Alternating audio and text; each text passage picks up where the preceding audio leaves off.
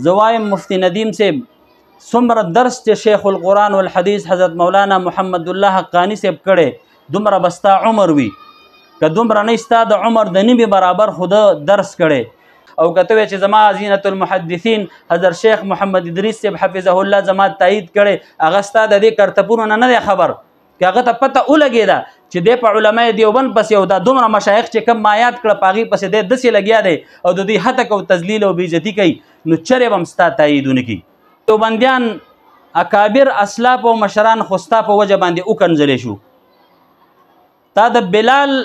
پنجپیري کنځلې د شیخ سلیم الله خان صاحب نور الله مرقده بارک ستا په وجه کنځلی شوی. قائد ملت اسلامیه مولانا فضل الرحمن صاحب ستا په وجه کنځلی شوی. دغه رنګې ډاګی باباجي ستا په وجه، بلکې اکثر اسلاف او اکابر د دیوبند ستا په وجه کنځلی کېږي. تا خو دیوبندیان په نورو باندې وکنځل، تا سره دلیل نه و چې تا د هغې د کنځلو په جواب کې تا دلیل پیش کړی وی، حواله دې پیش کړی وی. تا ویلی دی چې ډاګی حمدالله جان صاحب فردوس خان باباجي به په مناظرو کې کنځل کول. دا یو لوی الزام تړلی دی په دې مشایخو باندې. دا خو چې چاله جواب نه ورځي هغه کنځلې کوي. پښتو کې متل دی وي د غټ وخل دی د واړه کنځل دی. کنځل خو هغه څوک کوي چې هغه له جواب نه ورځي نو ځکه کنځل کوي. په حدیث پوهېږي هم نه که نه، معنا چې کوم حقیقي او اصلي ده کفا بالمرء کذبا ان یحدث بکل ما سمع چې بیانې په هغې پوهېږي هم نه. ستا د زوال ورځې د هغه ټایم نه شروع شوې چې تا کله خپلو مشایخو ته لاس اچولی، پیر سباق ته او دغه رنګې رشید احمد سواتی صاحب ته او د خپل مکتبه فکر علماء دیوبند په هغې پسې تا خبرې اترې شروع کړي دي او ستا په ټول کلام کې تش کنځل دي او جواب څه کوي چې هغوی موږ ته کنځل کوي، نو زه ځکه د هغوی ته کنځل کوم. د کنځلو جواب ولې کنځل وي نو تا په هغې کې فرق څه پاتې شو؟ تا ته حیا نه درځي په دې خبره باندې چې دومره لوی عظیم شخصیت ته خبیث وی او ته ملعون ورته وی، ته کذاب ورته وی، نو د ډیرو علماو په زړه کې چې کوم مقام وستا هغه مقام تا خپل ختم کړ.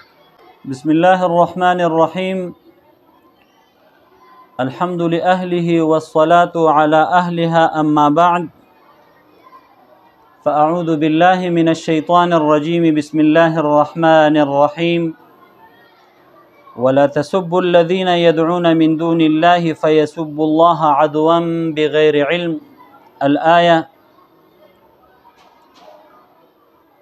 اللهم صل على سيد النبي الأمي وآله وصحبه أجمعين. انتهاء واجب الاحترام. معزز سامعین کرام، د ډیر وخت نه را په دې خوا زمونږ د ډیرو اکثرو د علماء دیوبند د مکتبه فکر سره تعلق لرونکو علماء کرامو د مفتی ندیم محمودی صاحب د هغوی هغه محبت او مینه په زړه کې لرله، احترام او قدر، خو چونکې د علماء دیوبند د اکابرو د اسلافو د مشایخو مسلسل بیادبي بلکې خپلو شاګردانو ته د دې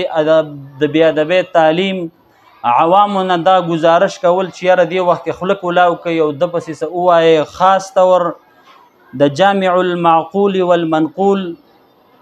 د استاذ العلماء والمحدثین د شیخ القرآن والحدیث حضرت مولانا محمد الله حقانی صاحب حفظه الله په هغه وینا باندې چې هغه یو عام نصیحت کړی و تمامو مناظره کوونکو ته، او هغه نصیحت ټولو ډیر د ته دل نه قبول که، خو جناب مفتی ندیم صاحب هغه جوابي کاروایی په داسې انداز کې وکړه چې صرف د خبیث لفظ وی، د ملعون لفظ وی، د کذاب لفظ وی، او بیا د مفتی اعظم KPK صوبه خیبر پښتونخوا د شیخ القرآن والحدیث مناظر اسلام جناب حضرت صاحبزاده مفتی گوهر الشاه صاحب حفظه الله چې د ایشیا عظیم محدث کبیر زینت المحدثین حضرت شیخ القرآن والحدیث حضرت مولانا محمد ادریس صاحب حفظه الله ول دغه لقب د مفتی اعظم صوبه خیبر پښتونخوا ورکړی نو د دوی د شاګردانو د دوی د کلیپونو د کمنټسونو په وجه باندې داسې کچو بېهوده الفاظ استعمالیږي چې دی وایي مفتی اعظم کې پی کې وړګیا دوی دومره عظیم محدث ته زه وایم مفتی ندیم صاحب څومره درس چې شیخ القرآن والحدیث حضرت مولانا محمد الله حقانی صاحب کړی دومره به ستا عمر وي که دومره نه ستا د عمر د نیمې برابر خو د درس کړی د هرې درجې هر کتاب یې څومره پړاو کړی دی درس کړی دی تکمیلي پورې وړې دورې پورې والحمدلله نن په غټه دوره کې صحاح ستو کې درس ورکوي تا ته حیا نه درځي په دې خبره باندې چې دومره لوی عظیم شخصیت ته ته خبیث وې او ته ملعون ورته وې ته کذاب ورته وې نو د ډیرو علماو په زړه کې چې کوم مقام وستا هغه مقام تا خپل ختم دا یو نصیحت کوم یو ګیله درته کوم او هغه د کنزلو جواب په کنزلو نه درکوم ته ځان ته د علماء دیوبند ترجمان وې ته چې هر باطل سره مخامخ شي هلته وې زه د علماء دیوبند نماینده یم او ته ځان ته مناظر اسلام وې حالا کې د دیوبند اکثر مشایخ او کبار علما هغه تا دردولی دي زه تا نه تپوس کوم که شیخ القرآن والحدیث مفتی اعظم صوبه خیبر پښتونخوا صاحبزاده مفتی گوهر علي شاه صاحب دیوبندي او حقانی نشي شیخ محمد الله حقانی صاحب که دیوبندي نشي رشید احمد سواتی صاحب دیوبندي نشي او دغه رنګي نجیب الله فاروقی صاحب دیوبندي نشي قاضی فضل الله ایډوکیټ صاحب هغه دیوبندي نشي شیخ فخر الاسلام بابا هغه دیوبندي نشي او بیا په خاصه توګه باندې قائد ملت اسلامیه قائد جمعیت حضرت مولانا فضل الرحمن صاحب دیوبندي نشي نو دیوبندیان نور څوک دي ته د چا د طرف نه نماینده او ته ځې هر باطل ته وایې چې زه د دوی د طرفه نماینده یم او ستا په ټول کلام کې تش کنزل دی او جواب څه کوي چې هغوی موږ ته کنزل کوي نو زه ځکه د هغوی ته کنزل کوم د کنزلو جواب ولې کنزل وي نو تا او په هغې کې فرق څه پاتې شو دا یو ګیله درته کوم غور سره یې واوره او خپلو شاګردانو ته دې همدا نصیحت وکړه او د خپلو مشایخو د کبارو د ګریوان نه لاس وباسه ستا د زوال ورځې د هغه ټایم نه شروع شوې چې تا کله خپلو مشایخو ته لاس اچولې پیر سباق ته او دغه رنګې رشید احمد سواتی صاحب ته او د خپل مکتبه فکر علماء دیوبند په هغې پسې تا خبرې اترې شروع کړي دي ګیله دا دیوبندیان اکابر اسلاف او مشران خو ستا په وجه باندې وکنځلې شو تا د بلال پنجپیری کنځلې د شیخ سلیم الله خان صاحب نور الله مرقده بارک ستا په وجه کنځلې شوې قائد ملت اسلامیه مولانا فضل الرحمن صاحب ستا په وجه کنځلې شوې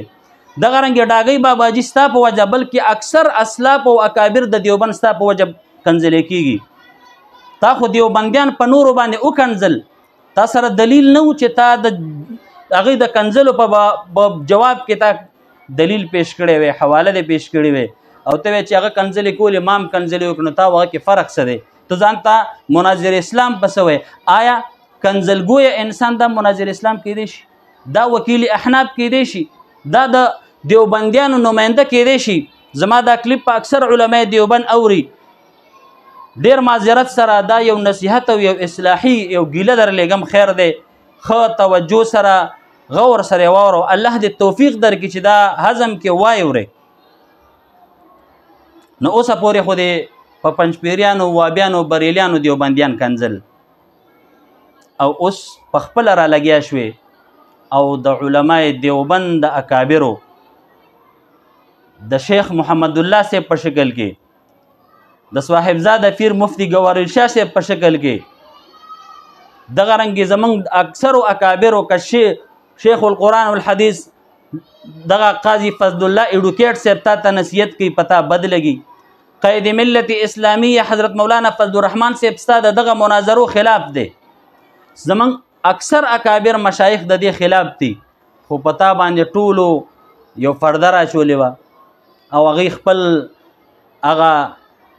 زبان بند کړی و چې دی به نن پوه شي او سبا به پوه شي، او حتی دا چې نن تا دومره جرأت وکړه چې رالې ته د دومره علماو استاز، دومره لوی مدرس او دغه رنګې د بخاري شیخ ته په مخامخ په دې الفاظو باندې کنځي. حدیث پوهېږي هم نه که نه، معنا چې کوم حقیقي او اصلي ده. کفا بالمرء کذبا ان یحدث بكل ما سمع چې بیانې په هغې پوهېږي هم نه. ډېر افسوس سره زه دا یو ګیله تا ته کوم مفتي صاحب محترم، نو یو خوا د په نورو فرقې دوالله باطله باندې وکنځل، اوس په خپله لګیا یې کنځې او لاندې د شاګردان لګیا دي، کله وایي دا چڼی دی او کله یو الفاظ هغه ماله په خولې نه راځي چې ستا شاګردان. او اوس د دې کلیپ کې ویلي دي چې خلکو خوله کولاو کې او دې وخت کې دوی پسې خبرې وکوي.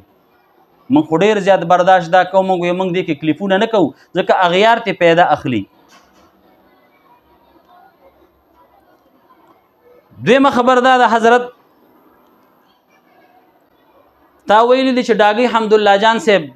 فردوس خان باباجي به په مناظرو کې کنځل کول. دا یو لوی الزام تړلی دی په دې مشایخو باندې. زمونږ مشایخ زمونږ علما هغوی د دلیل جواب په دلیل کړی دی، او څومره کتابونه د علماء دیوبند چې دي الحمدلله د دلایلو ډک دي. دا خو چې چاله جواب نه ورځي هغه کنځلې کوي. پښتو کې متل دی وي د غټ وخل دي د واړه کنځل دي. کنځل خو هغه څوک کوي چې هغه له جواب نه ورځي نو ځکه کنځل کوي. شیخ محمد الله صاحب د اول نه تر اخره پورې څومره کلیپونه چې شوي دي په هغه ټولو کې د شریعت د حدودو دایرې نه دی بار شوی، او ستا خپل الفاظ وګوره د شاګردانو دی وګوره بالکل نازیبه الفاظ دي او نامناسبه دي. او ستاسو مناظرو څومره چې کړي دي د هغې نقصانات علماء دیوبند په دې باندې خاموش دي. نقصانات دومره ډېر زیات وکړل چې پنجپیریان تاسو منظم کړل، وابیان تا منظم کړل، بریلیان تا منظم کړل، او ته خلکو له دا تاثر ورکوې د علماء دیوبند طلباو کشرانو له دا تاثر ورکوې چې یاره دا مناظر اسلام چې وي هغه به کنځلې کوي، هغه به جګړې کوي، هغه به مجادلې کوي، مناظرې نه کوي. او دا دومره نقصانات دومره کنځل او ستا د دې کنځلو د دې خبرو نه به عوام خلک څه تاثر اخلي. مهرباني وکړه د خپلو علماو د اسلافو د اکابرو مرۍ ته لاس ماچوه، هغوی سره خپل رابطه قایم او دایمه ولره. او بیا دا خبره دومره کمزورې کوي چې په دغه درس کې د طلباو کې به داسې یو کس پیدا شي چې د شیخ صاحب مرۍ ته به لاس واچوي. ته دا تربیت ورکوې، دا تاثر طلباو ته ورکوې، د دې ترغیب او تعلیم خو ته په خپلو درسونو کې ورکوې. الحمدلله حضرت شیخ صاحب د خپلو شاګردانو تربیت کړی. زه چې دا کلیپ کوم په دې کې یوه خبره به هم تا کنځل نه اورېدلې. دا یو ګیله کوم د زړه آه او بړاس وباسم او تا ته وایم په دې سوچ وکړه او غور وکړه. بله دا ده که چېرته ته مسلسل دغه کار جاري ساتي، هر یو مشر د علماء دیوبند عظیم هستی هغه نمبر په نمبر د هغوی د هتک او د بېعزتۍ کوشش کوي. اوسه پورې دی په نورو کنځل، اوس په خپله لګیا بیا به دی په شاګردانو کنځي. نو زما د علماء دیوبند د مکتبه فکر سره چې څومره مدارس او علما او طلبا دي د هغوی په خدمت کې مې درخواست دی چې کل عام بیا بیان ورکوي که نن نه پس د دا حرکت و چې دی زموږ نه نماینده دی، نه دی وکیل احناف دی او نه دی مناظر اسلام دی. دی به د خپل تنظیم د نوجوانان احناف د طرفه که دی څه کوي به د خپله ذمهواري وي. الحمدلله موږ سره ښه کلک مایناز مدرسین دي. شیخ رحم الله حقانی شهید رحمه الله د هغه په هغه مناظرو کې تا کنځلې کتلې وې که هغه به صرف ټوس ټوس دلایل ویل. څومره وهابیان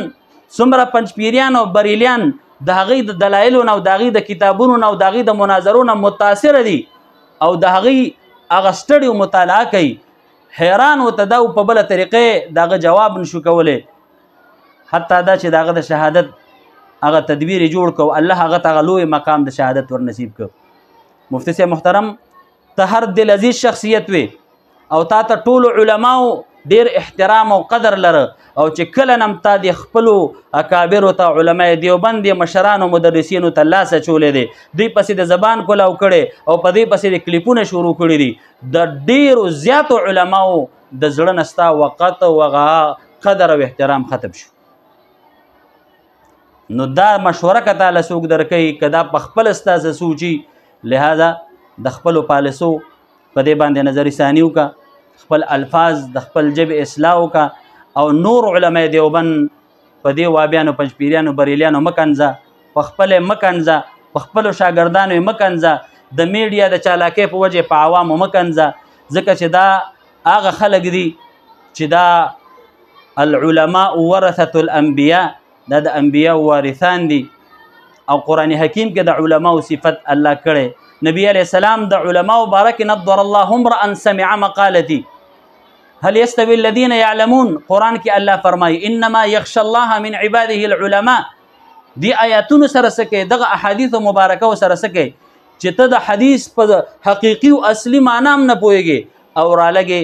دلته په دومره لوی شیخ باندې دومره عظیم مدرس باندې د دومره محدثینو د علماو استاد باندې داسې جرح کوي او داسې الفاظ استعمالي چې ستا شاګردان